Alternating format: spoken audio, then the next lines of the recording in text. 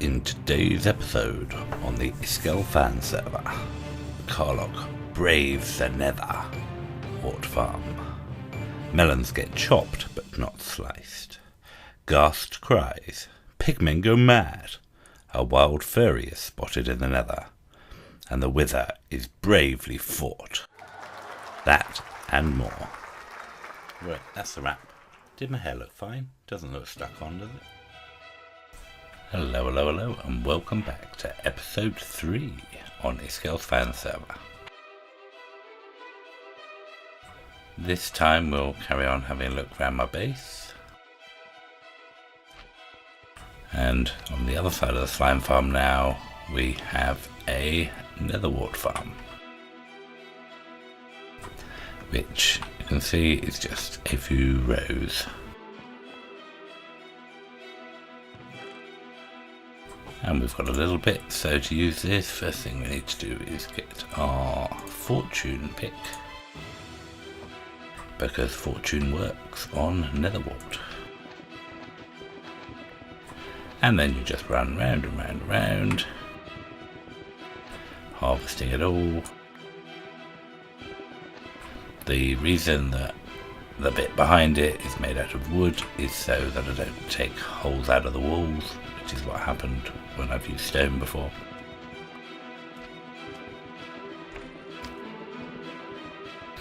And it's relatively quick to harvest them all.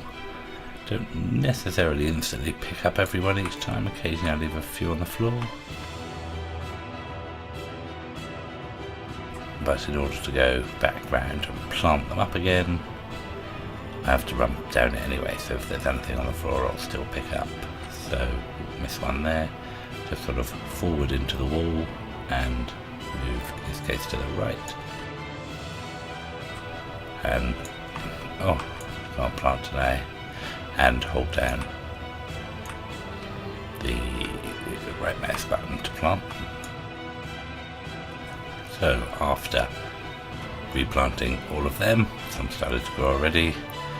We'll put however many we got. So we got 1, 2, 3, 4, 5, 6, 7, 8, 9 and a bit of stacks. So much I can't even fit them in that chest.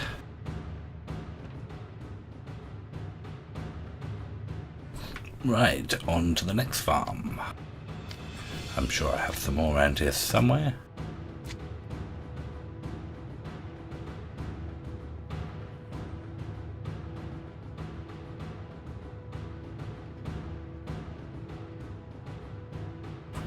So in here we have the automatic pumpkin farm, currently turned off, collected by minecarts, shoved along here, up the item elevator to where our villager is standing, where we can feed him or trade with him.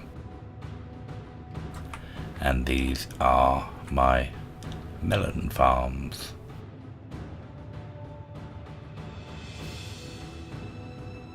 Each one of these is 64, I believe, long, and with speed beacon, efficiency 5, whatever this is, silk touch axe. You can basically do these at a sprint, at a run, and even pick them up occasionally. Because of lag, some are still on the floor. So yeah, so there's a couple of stacks. So I find it's so much quicker and easier to just harvest them that way, rather than build an automatic farm and then have to stick all the slices back together. So that's this bit. I think I've got a little bit of this chorus stuff around here, but I haven't really developed that much. And that's it for this bit of the base. Right, now it's up the stairs and into the nether.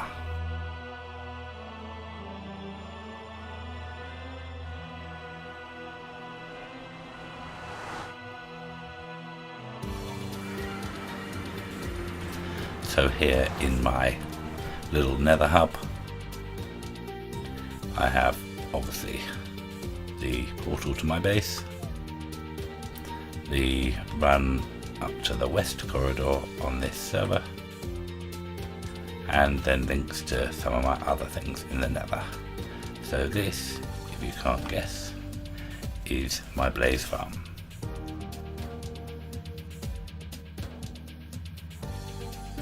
So we will quickly run down this corridor down the stairs to my blaze farm. And at the moment it's turned off, lava dispensed, keeps the light level too high, so we come here and switch it on. And in a minute it'll clear and some blazes will start to spawn.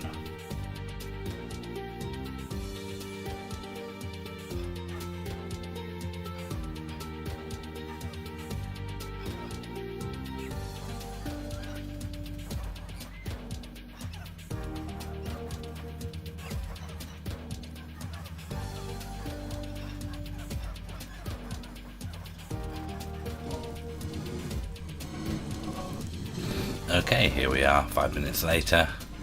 As you see, they spawn in the normal way, then they wander over to the little drop in the corner and then drop down. There's a continuous piston crusher in there, so it blocks it off, crushes them down to one hit and then pushes them at the bottom here. The area down here where you kill them is sort of spread out a bit, so we don't get cramming too quickly.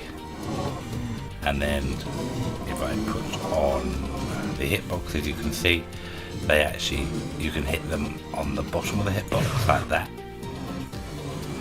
because it's a hitbox that matters, not the graphic, you can see. So with a nice sweeping edge sword you can kill quite a few in one go, and they will carry on going. Obviously the longer you stay here, the more they'll spawn until they get too many. And so killed a few, got a couple more blaze rods, another blaze head, and the hoppers put into the first 2 chests and then filter across. And yeah, you will end up with a few left here, but it's such a nice, no moving components apart from the crusher system. Turn it off and they'll despawn when I run away, and no more will spawn now. So that is my blaze farm. Oh, we could have a quick rundown of the huge room it's in. So we have a great big room with spawner box, there's a catchment area, and here are my output chests. Obviously because I've turned it off, it also stops the crusher, so even though some are wandering into the corner, they can't drop down anymore. And so with the exception of the crusher in here, this is just one big chunk of solid blocks, mostly slime, and there's a smaller chunk of solid blocks here, which again are mostly slime, just because I like the look of it. And we could have a very quick jump up to the top where we get to stand on the big block. This is just the redstone to come up here to work this dispenser. And this redstone is, oh yes, because we're using a lever and this needs a pulse, so it will pulse one way or the other depending on whether the lever's off or on, to be able to switch the dispenser. And it'll leave with a light on so you can tell if it's on or not. So yeah, okay, let's leave the blaze farm and on to the next. Back to my hub bit. We've got a little place here for kennels. Just I needed somewhere to put my dogs, so I shoved them here. Need to do something with them one day. And down over here is my ghetto, very ghetto ghast killing farm. It's yeah, can be a bit dangerous if you're not careful, so yeah, enter at your own risk. What have I got? I've got some space, don't I? I will kill a few things and therefore fill up my inventory very quickly.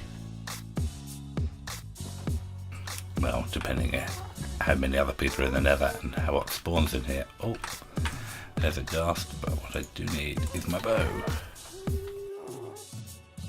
I need looting sword in my one hand and bow in my offhand, and then I can get the looting effect with my bow. So as you can see, not too many things spawned in here at the moment because other people on the server. So, oh, come back here, little piggy.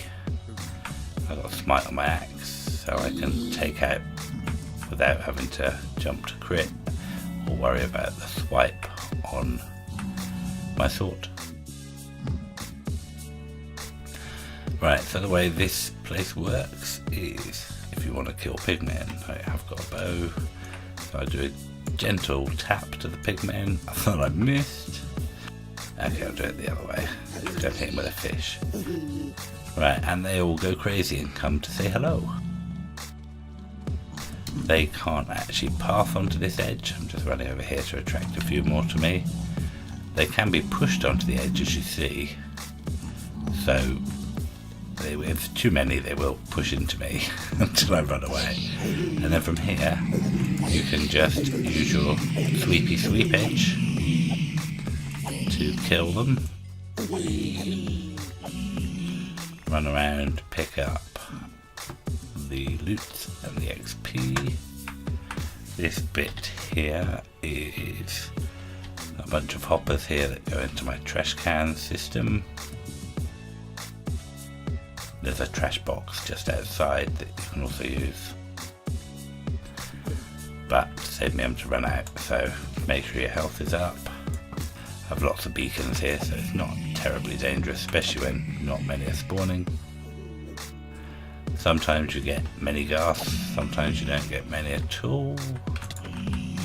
With a Smite 5 sword and all the strength 2s, it's easy, you can one-shot everything. It's obviously safer to stay on the edge because not much is spawning. Oh, bit of lag, they crept up on me there. So yeah, so pigmen go wild. Obviously the other problem about running out in the middle is you've got to pick up all the loots without doing it from a safe point at the edge. Again, baby pigmen are still the only dangerous thing. They can follow you onto the edge. So if you get too many of them, there's two ways of doing it. One is you kite them around the edge because you can run faster than them, especially with the speed beacon. And then turn around, hit them, take a couple of hits, then run away some more. So you sort of do this, kill one, keep running. Obviously, because there's nothing else here, I could do it in the middle. But that way, if you take too much damage, because we've got a regen beacon, you're sort of healing up. Whereas if you pile straight into them, you could take more damage than you can heal through the regen. So yes, obviously other people in the nether and haven't fully half-slabbed outside here yet.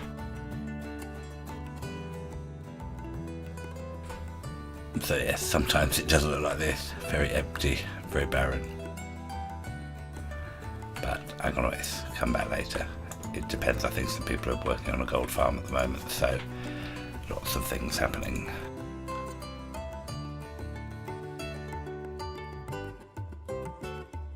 Just chuck all my stuff in there. The items I want go into a sorting system for me to keep. And the rest of the stuff goes into trash. So somewhere, if I can remember where, I have my sorting system where we sort, what do we sort? Ghasts, gunpowder, maple cream, gold bars, gold nuggets, and rotten flesh. If you didn't guess what would be at the end. Here is the overflow system for anything else. At the moment, some of the ender pearls in here as well. At the moment it's locked, so in case I want to keep any of these items, and then I can just come along, turn this on. Depending if there's stacks of arrows, it'll take a while to go out, but individual items flow out of here pretty quick. I've actually got 2 hoppers pulling out of this bottom chest. And here we see a wild furry in the nether. Doesn't even look like he's got a sword. How brave. Right, and the final thing I think that I've got going off in the nether is down this way, and it's to my wither skelly farm. So we cunningly pick up a minecart, stick it down, jump in, and off we go. Thought we weren't going to move then. It's quite a long way, so I won't talk all the way. I think we'll just jump.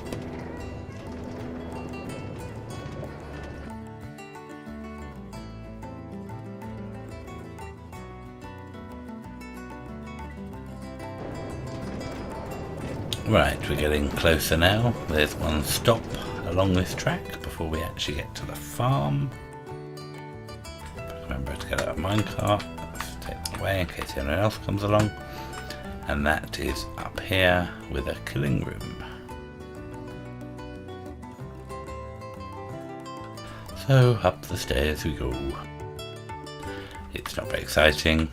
It's all sand here, heads there. I suppose I could quickly kill. I've probably got some wither skulls. That's all sand.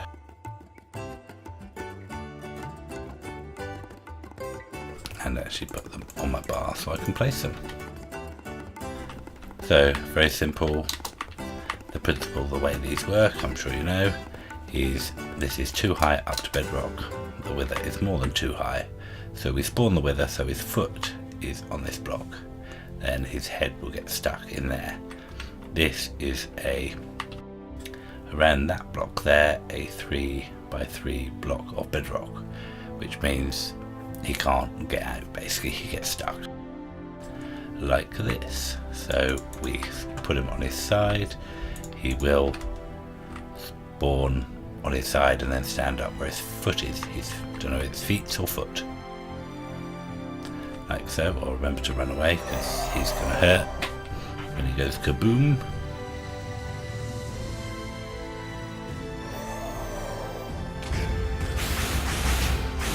And he makes lots of noise, obviously, and we quickly dispatch him using our smite, 5 sword, and using our strength beacon.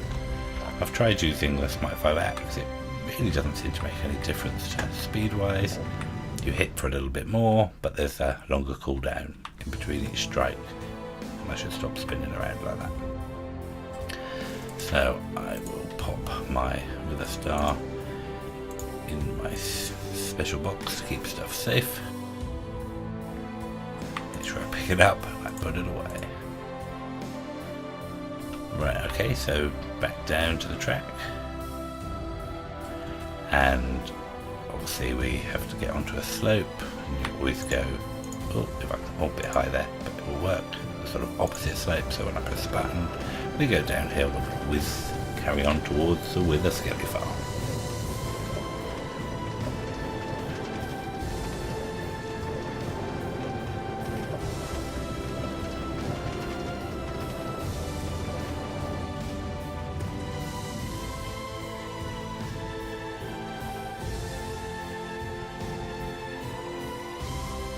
So here we arrive at the entrance to Karloc's wither skelly farm.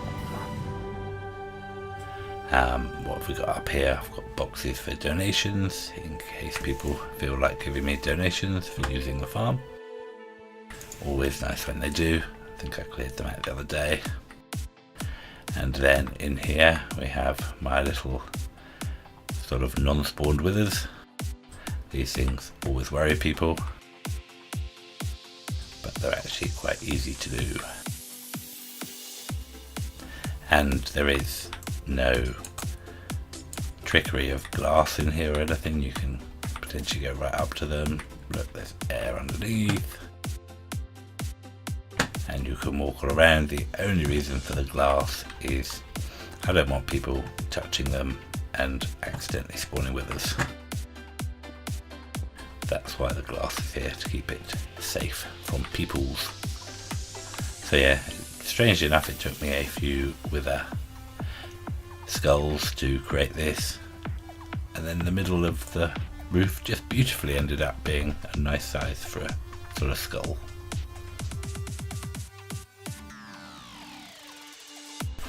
Right, well that's about all we've got time for in this episode. I'll have a quick sneaky peek down at the farm over there, and we'll go and look at it in a bit more detail in the next episode. So thank you for watching, and see you next time.